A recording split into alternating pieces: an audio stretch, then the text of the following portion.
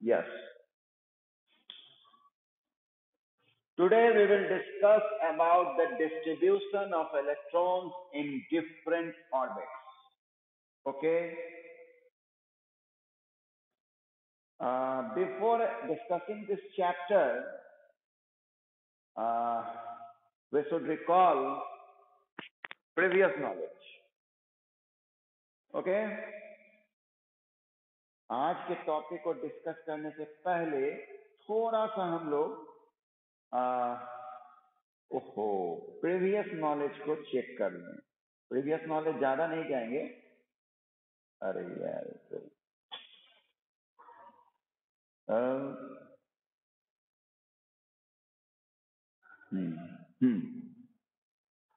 Previous knowledge ये जाएंगे कि एटॉमिक नंबर हम लोग को मालूम हो चुका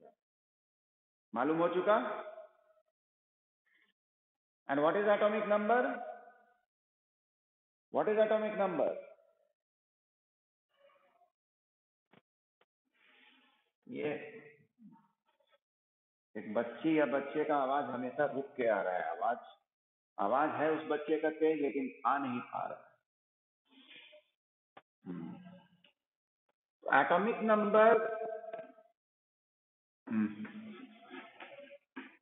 एटॉमिक नंबर ये हम लोग जान गए, it is equal to the number of proton, है ना?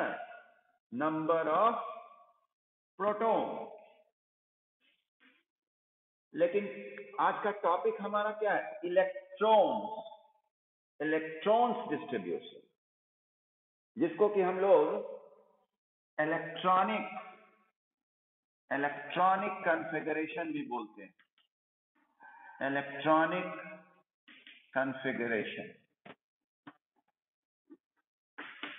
ठीक? हाँ,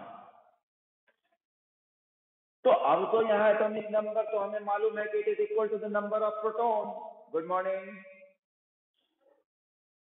and we have to study electrons distribution.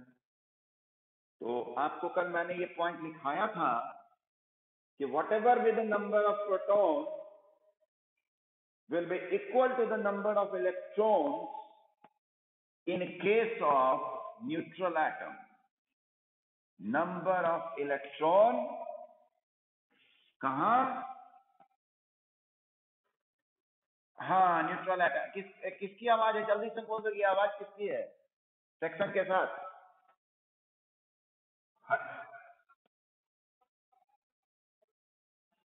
Class 9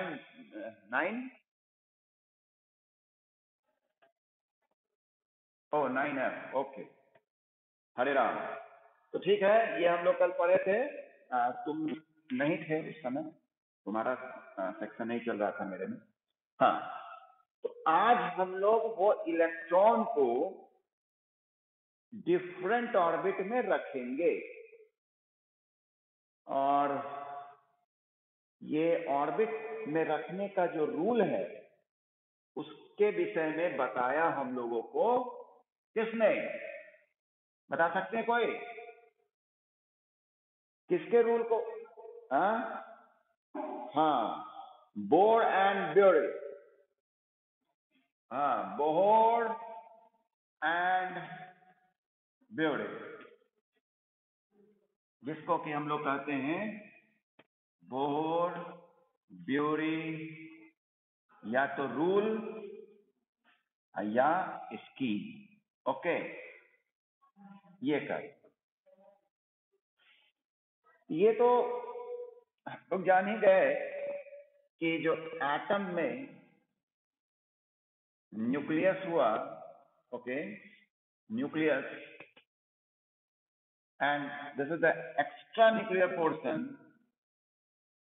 जिसमें क्या होता है? ऑर्बिट्स होता है, या उसको हम लोग एनर्जी लेवल्स कहते हैं, या उसको हम लोग एनर्जी सेल्स कहते हैं, है ना जी?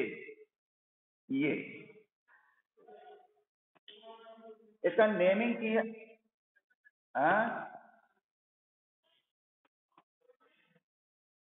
तुम्हारा तो आवाज ही नहीं आ पाता है, हरे राम। तुम मैसेज सेंड करो ना। हरे राम की आवाज सबको समझ आ रही होगी कि फंस रहा है उसका आवाज, है ना? हेलो, ये ऑर्बिट हो गया, और ये सब जानकारी पहले ही मिल चुकी है कि जो एनर्जी लेवल होता है वो इंक्रीज करता है if we are going away from the nucleus, यानी सबसे कम एनर्जी के सेल को, देन उसके बाद एल ज्यादा, उससे ज्यादा एम, उससे ज्यादा एन। ठीक, ये चीज, तो ये सब जानकारी हम लोग को पहले से हो चुकी है कि क्या नेमिंग वगैरह करना है। ठीक, ये के एलिमेंट को आप अगर नंबर के रूप में लिखना चाहें तो के के लिए हमारा एन जो हो जाएगा वो 1 हो जाएगा, एल के लिए एन जो होगा वो 2 होगा, for M N is equal to 3 and for N N is equal to 4।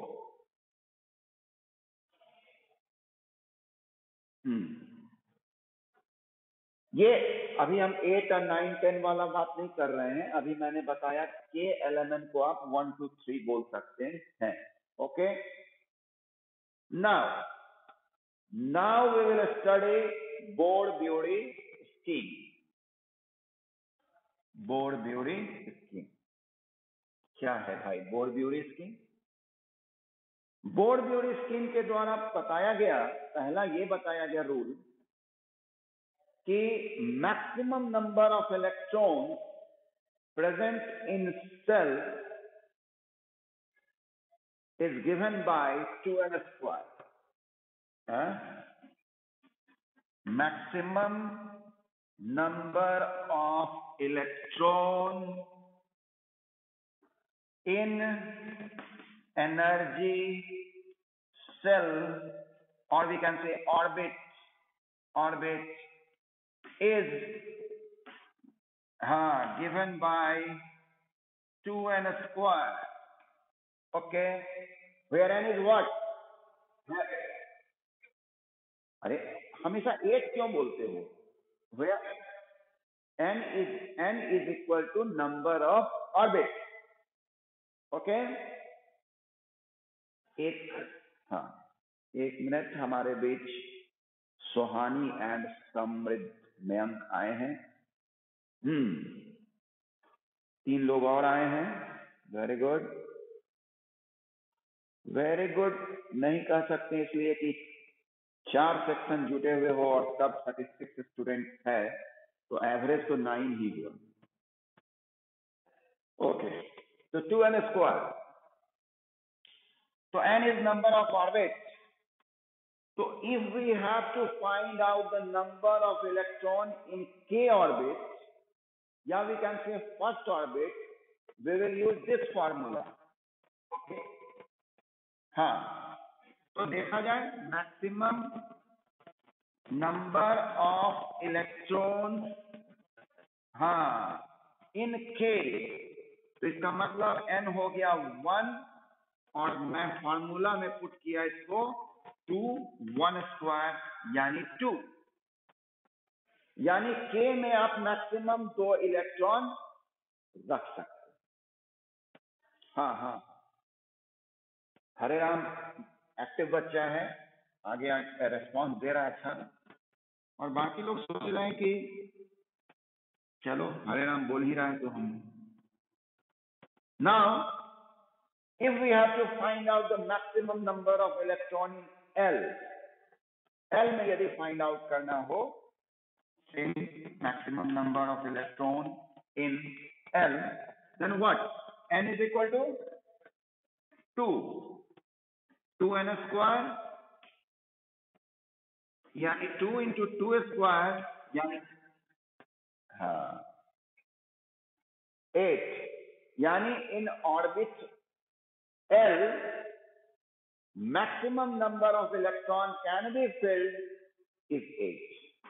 okay, similarly for m, n is equal to 3, 2n square। नहीं हड़बड़ा रहे हो बच्चा, 3 3 9, 18 यस हाँ गुड देखो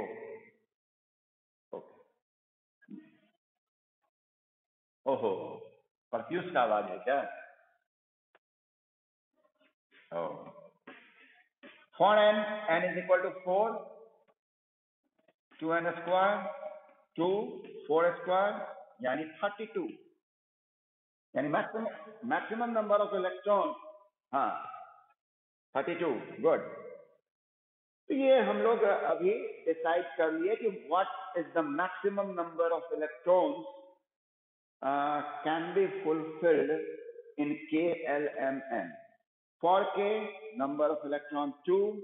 For L, 8. For M, 18. For N, 32. Okay, this is the first rule. लेकिन ये तो तय है कि ये केमिस्ट्री है एंड केमिस्ट्री में बहुत मिस्ट्री होता है ना second rule is what according to Bohr Bury scheme second rule ये कहता है कि the maximum number of electron in outermost orbit will be 8. Although that cell may have the capacity to accommodate more number of electrons, but if that orbit is outermost, then maximum 8 electrons we can fill. Okay, here is also exception. In case of hydrogen, it has only one cell K, and in that case we can put only 2 electrons. Okay, so the second rule is in outermost orbit number of electrons will be 8. However, that particular cell can accommodate more number of electrons. Just for example,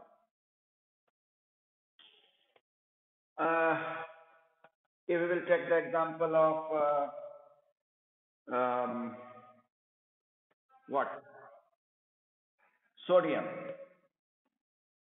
Okay, atomic number of sodium is 11 है ना तो 281 तो ये तो KLM है ना M means इसमें कितना जाना चाहिए था 18 जाना चाहिए था लेकिन गया कितना 1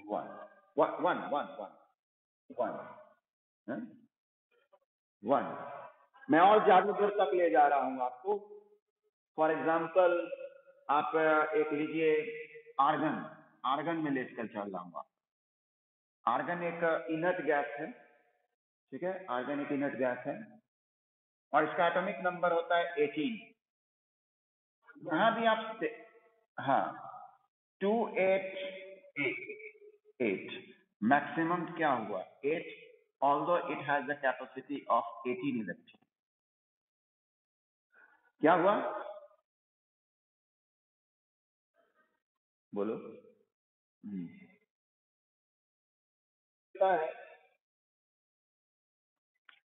हाँ संतुष्ट हो गया ठीक बोल रहे हो लेकिन ये भी तो कह सकते हैं ना भाई कि रूल के अकॉर्डिंग तो चल रहा है के में 2 भरना चाहिए तो 2 भरा गया एल में 8 भराना चाहिए था तो 8 भराया इसमें चाहिए ठीक है 18 हाँ चाहिए 18 लेकिन मेरे पास नहीं है तो हम कितना भरेंगे मैं एक बात मेरा वॉइस वेरी फ्लक्चुएट कर रहा है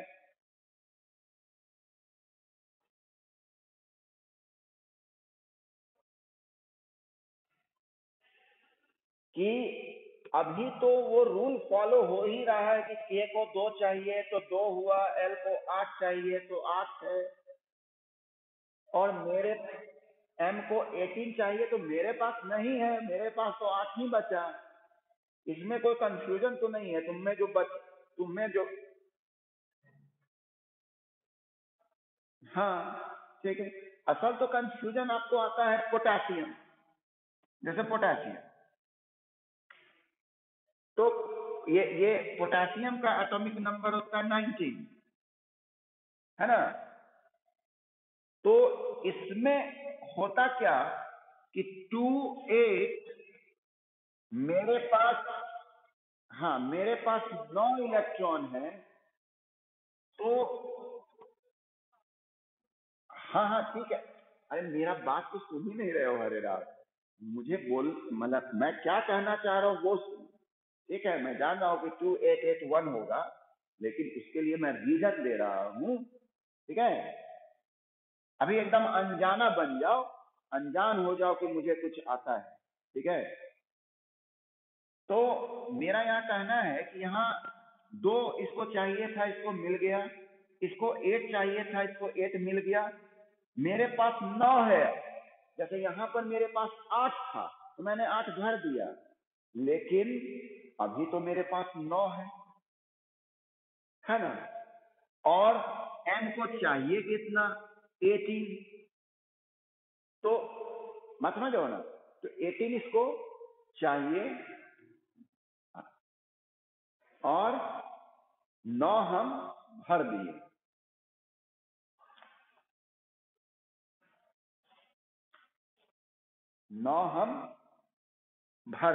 रुको मेरी बात सुनो, यहीं पर बोर-ब्यूरी का स्कीम ये कहता है कि क्या होगा कि ये जो हम आपको बताए कि maximum number of electron in outer most orbit will be 8, और यहां मेरा क्या हो गया है 9, तो ये गलत है। तो उस केस में क्या होता है कि एक न्यू ऑर्बिट डेवलप हो जाता है, समझ गए। हाँ, न्यू ऑर्बिट डेवलप हो जाता है, और ये जो मैक्सिमम आउटर मोस्ट का वर्क कर रहा था वो 8 हो जाएगा, उसमें 8 इलेक्ट्रॉन, और जो एक बचा वो नेक्स्ट ऑर्बिट में रिवॉल्व करेगा। ये पोस्टुलेट नंबर 3 है।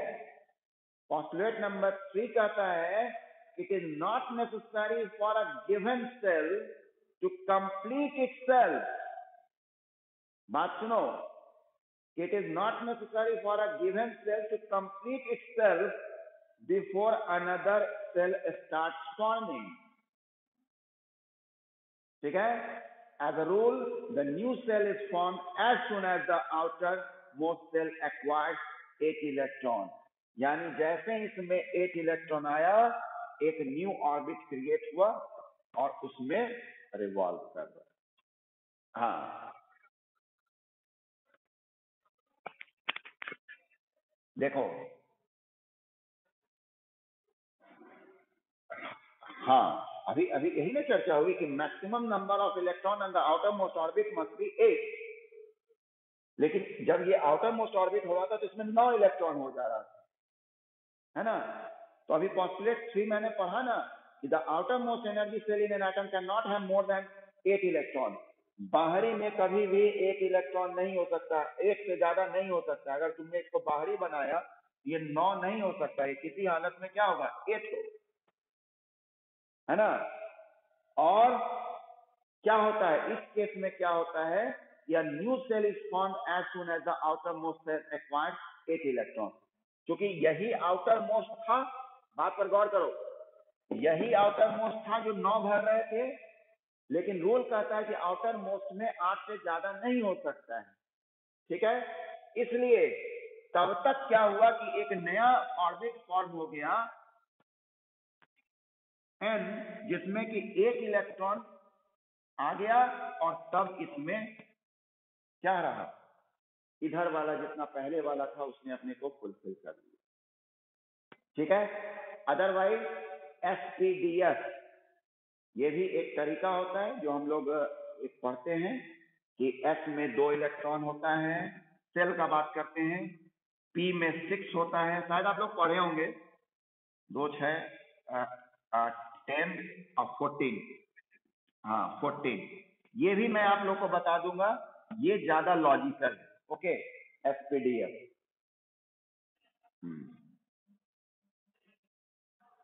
हम लोग पढ़ेंगे वैलेंसी वगैरह, क्रॉस चेक की बात कर रहे हैं कि तुम जानते होगे कि आउटर मोस्ट ऑर्बिट में यदि 1, 2, 3 इलेक्ट्रॉन रहता है तो मेटल कहलाता है। जानते हो ना? यस या नो? हाँ।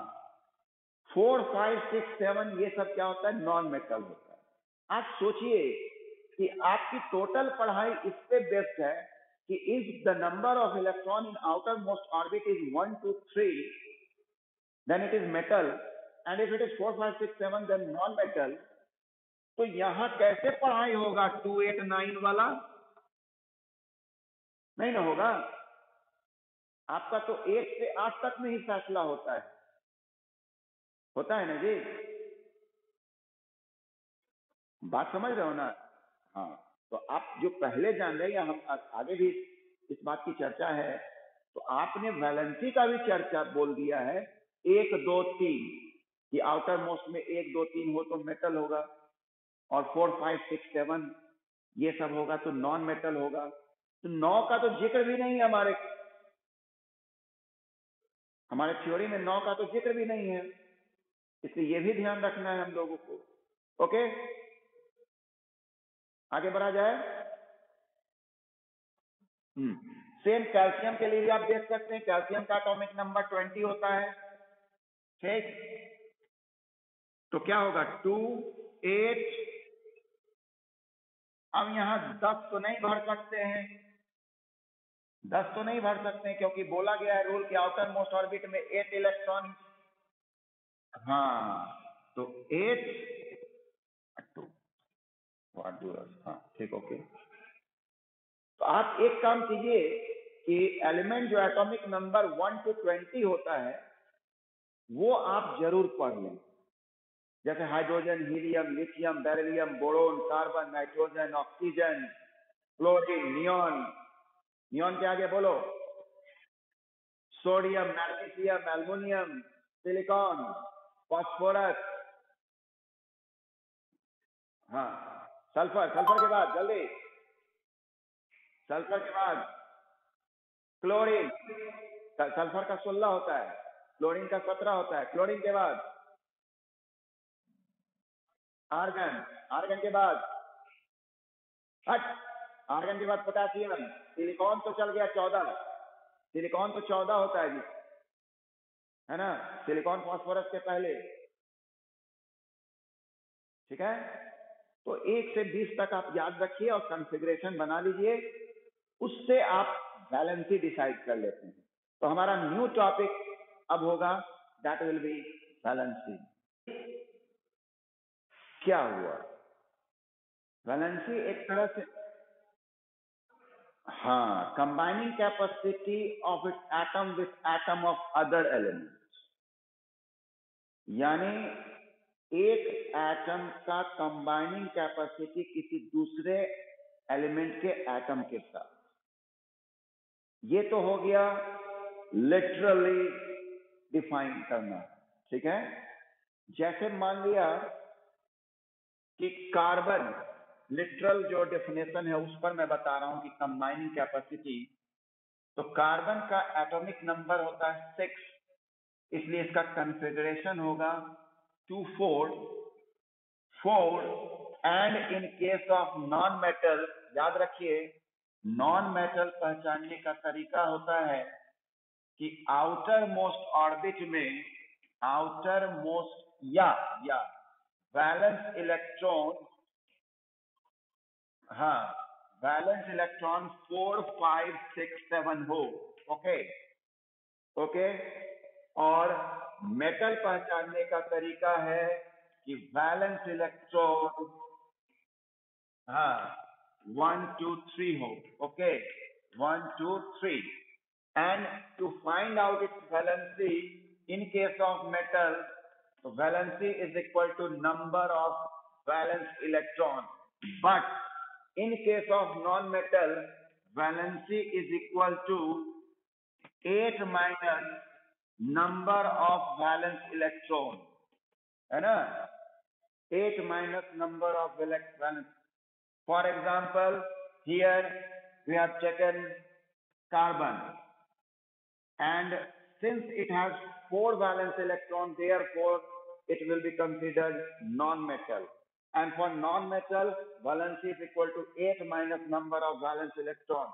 So 8 minus 4 means 4. यानी इसका वैलेंसी 4 है, यानी इसका कंबाइनिंग कैपेसिटी 4 को ये जोड़ सकता है। हाँ, और वही हम हाइड्रोजन को देखें तो हाइड्रोजन का वैलेंसी 1 होता है।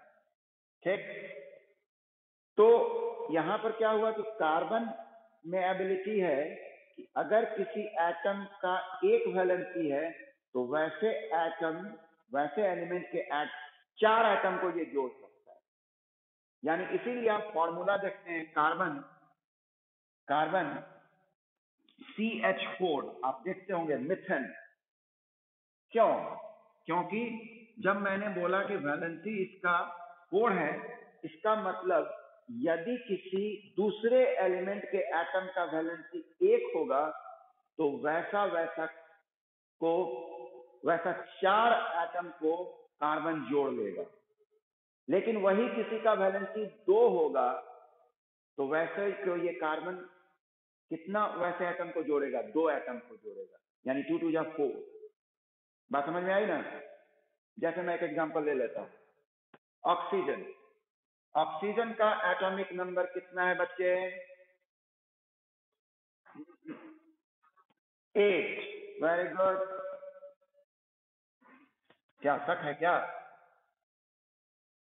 8 सुरभि ने बताया 8। Therefore configuration will be 2 6. Okay,